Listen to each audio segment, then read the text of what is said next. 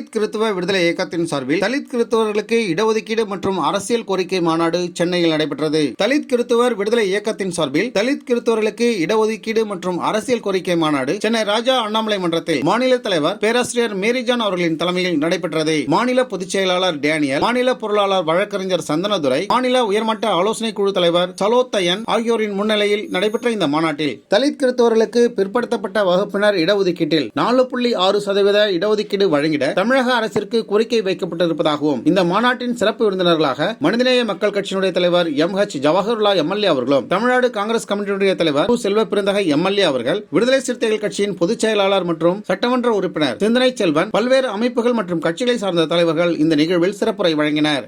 வரவேற்கிறோம், வாழ்த்துகிறோம், மகிழ்ச்சி. ஏற்கனவே வலிமையாக உள்ள இந்தியா கூட்டணி மெல்மேலும் வலிமை பெறும்.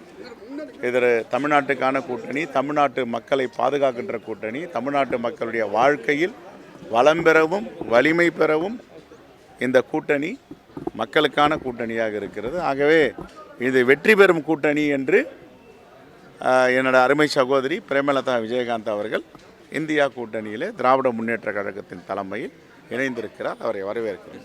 அவங்களுக்கு மாநிலங்களவை உறுப்பினர் கொடுக்கணும்னு ஏமாத்தினாங்களே, அப்பொழுது கேப்டனுடைய ஆன்மா மன்னிக்குமா? தேமுதிகவை ஏமாத்தினது யார்? இந்தியா கூட்டணியில் யாராவது கட்சி ஏமாத்தினாங்களா? அதிமுகவும் பாஜகவும் ஏமாத்தினாங்க. ஏமாற்று கட்சிகள் மாநிலங்களவை உறுப்பினர் கொடுக்குறன்ட்டு அவங்கள நட்டாத்தில் விட்டாங்க. அவங்கள தான் ஆன்மா மன்னிக்காது. அதனால் எங்கே சேர வேண்டுமோ வெற்றி கூட்டணி, தமிழ்நாட்டு மக்களுக்கான கூட்டணியில் சேர்ந்திருக்கிறார்கள். அவரை நாங்கள் வரவேற்கிறோம், வாழ்த்துகிறோம். தமிழ்நாட்டு மக்களுக்காக அவரும் தன்னுடைய பங்களிப்பை இந்தியா கூட்டணியில் இணைத்து பணியாற்ற இருக்கிறார். ஏற்கனவே வலிமையான கூட்டணி, இன்னும் வலிமை பெறுவதற்கு அவர்கள் விரும்புகிறார்கள். வலிமை பெறுவது நல்லது தானே. இந்தியா கூட்டணி வலிமை பெற்றால் தமிழ்நாட்டு மக்கள் வலிமை பெறுவார்கள்.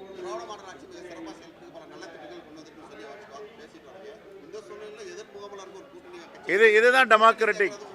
இல்லை, இதுதான் டெமோக்ராட்டிக். வருவர்களை அரவணைப்பதும் ஆதரிப்பதும், எல்லோரும் சேர்ந்து பகிர்ந்து பணியாற்ற வேண்டும், எல்லோருடைய பங்களிப்பும் தமிழ்நாட்டு மக்களுக்கு வேண்டும் என்பது தான் டெமோக்ராட்டிக். அந்த டெமோக்ராட்டிக் ஃபோர்ஸஸ் தான் இந்தியா கூட்டணி.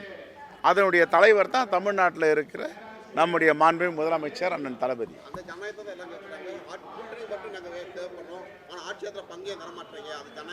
அது கட்சிகள் முடிவு.